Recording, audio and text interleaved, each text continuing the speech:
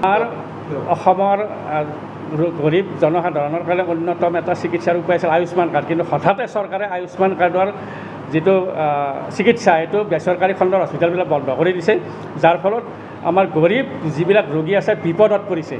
আৰু চৰকাৰী হস্পিটেলবিলাকত আয়ুষ্মান কাৰ্ড থকা নাথাকা একে কথা, কাৰণ চৰকাৰী হস্পিটেল ইতিমধ্যে কিছুমান চিকিৎসা বিনামূলীয়া আৰু বাকী চিকিৎসাবিলাকৰ ক্ষেত্ৰত চৰকাৰী হস্পিটেলত পৰ্যাপ্ত সুবিধা নাই। গতিকে প্ৰকাৰান্তৰে চৰকাৰে আয়ুষ্মান কাৰ্ডখন প্ৰত্যাহাৰ কৰাৰ নিচিনাই হৈছে। আনকি কেঞ্চাৰ হস্পিটেলতো ডিব্ৰুগড় কেঞ্চাৰ হস্পিটেলত আয়ুষ্মান কাৰ্ড বাতিল কৰা বুলি বাতৰি ওলাইছে।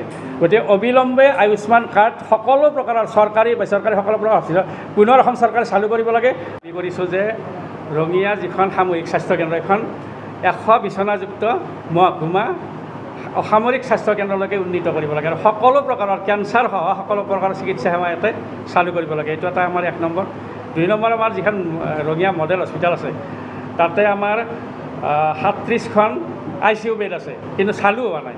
গতিকে তাৰ কাৰণে প্ৰয়োজনীয় যি নাৰ্ছ বা বিশেষজ্ঞ আদি লোক নিযুক্তি দিব লাগে, নিযুক্তি দি এই 37খন ICU বেড চালু কৰিব লাগে।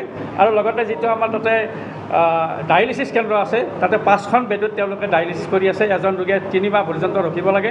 গতিকে আমি দাবী কৰিছোঁ কমেও 20খন তাতে ICU এটা মানে ডায়েলিচিছ বেড যোগাৰ কৰিব লাগে। দীনাথ শৰ্মা প্ৰাথমিক স্বাস্থ্যকেন্দ্ৰখন ভাঙি পেলাইছে, অবিলম্বে তাৰ বিল্ডিং নিৰ্মাণ কৰি চিকিৎসা সেৱাটো চালু কৰিব লাগে।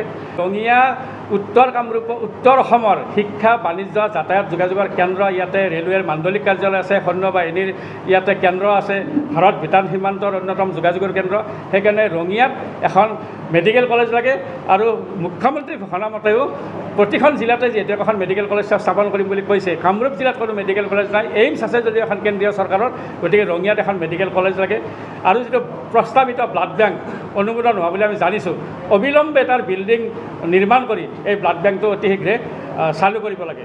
আৰু গ্ৰামাঞ্চলৰ যিবিলাক হস্পিটেল আছে তাতে সকলো ধৰণৰ সা সুবিধা ঔষধ পাতিকে আদি কৰি পৰ্যাপ্ত পৰিমাণে যোগান ধৰাৰ ব্যৱস্থা কৰিব লাগে।